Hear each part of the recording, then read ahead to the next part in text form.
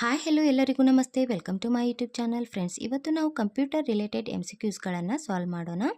PSTR ಮತ್ತು GPSTR ಎಕ್ಸಾಮ್ಸ್ಗೆ preparation ಮಾಡ್ತಿರೋರು ಈ ಒಂದು ವಿಡಿಯೋನ ನೋಡಬಹುದು.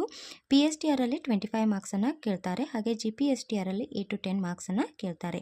ಇವತ್ತಿನ ವಿಡಿಯೋ ಜನರೇಷನ್ಸ್ ಆಫ್ ಕಂಪ್ಯೂಟರ್ ಮೇಲೆ ಇದೆ. ಮೊದಲ ಕ್ವಶನನ್ನು ನೋಡಿ. ಮೊದಲ ತಲೆಮಾರಿನ ಕಂಪ್ಯೂಟರ್ಗಳಲ್ಲಿ ಬಳಸಲಾದ ಮುಖ್ಯ ತಂತ್ರಜ್ಞಾನ ಯಾವುದು ಅಂತ ಕೇಳಿದ್ದಾರೆ. ಫಸ್ಟ್ ಜನರೇಷನ್ಸ್ ಆಫ್ ಕಂಪ್ಯೂಟರ್ನಲ್ಲಿ ಯಾವ ಟೆಕ್ನಾಲಜಿಯನ್ನು ಯೂಸ್ ಮಾಡ್ತಾ ಇದ್ರು? Options: transistors, vacuum tubes, IC integrated circuits and micro processor. ಈ ಒಂದು ಫಸ್ಟ್ ಜನರೇಷನ್ ಆಫ್ ಕಂಪ್ಯೂಟರ್ನಲ್ಲಿ ವ್ಯಾಕ್ಯೂಮ್ ಟ್ಯೂಬ್ಸ್ಗಳನ್ನು ಬಳಸ್ತಾ ಇದ್ರು.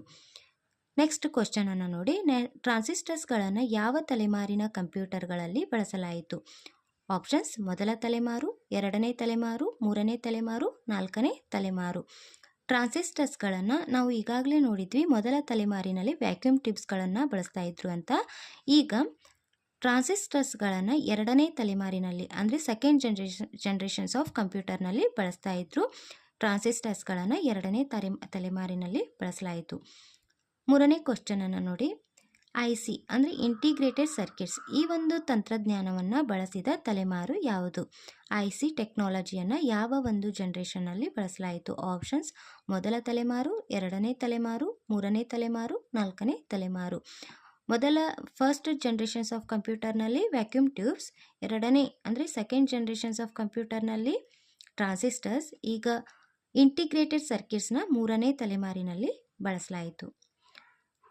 Fourth question. ಇನಿಯಾಕ್, ಯುನಿವ್ಯಾಕ್ ಯಾವ ತಲೆಮಾರಿನ ಕಂಪ್ಯೂಟರ್ಗಳಿಗೆ ಉದಾಹರಣೆಗಳಾಗಿವೆ?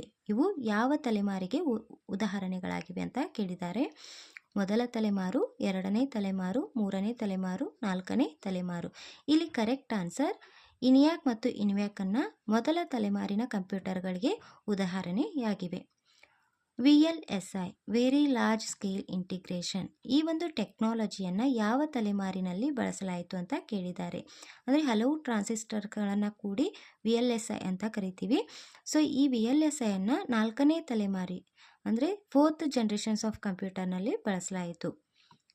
ಕಂಪ್ಯೂಟರ್ಗಳ ಗಾತ್ರವು ಯಾವ ತಲೆಮಾರಿನಿಂದ ಕಡಿಮೆಯಾಗಲು ಪ್ರಾರಂಭವಾಯಿತು? ಅಂದರೆ ಫಸ್ಟ್ ಜನರೇಷನ್ಸ್ ಆಫ್ ಕಂಪ್ಯೂಟರ್ಗಳು ಬಹಳ ಗಾತ್ರದಲ್ಲಿದ್ವು. ಸೊ ಬರ್ತಾ ಬರ್ತಾ ಅವುಗಳ ಗಾತ್ರ ಕಡಿಮೆ ಆಗ್ತಾ ಹೋಯಿತು. ಯಾವ ತಲೆಮಾರಿನಿಂದ ಈ ಗಾತ್ರ ಕಡಿಮೆ ಆಯಿತು ಅಂತ ಕೇಳಿದ್ದಾರೆ. ಇಲ್ಲಿ ಎರಡನೇ ತಲೆಮಾರಿನಿಂದ. ಯಾವಾಗ ವ್ಯಾಕ್ಯೂಮ್ ಟ್ಯೂಬ್ಗಳ ಬದಲಿ ಟ್ರಾನ್ಸಿಸ್ಟರ್ಸ್ಗಳನ್ನು ಬಳಕೆ ಮಾಡಿದ್ರೋ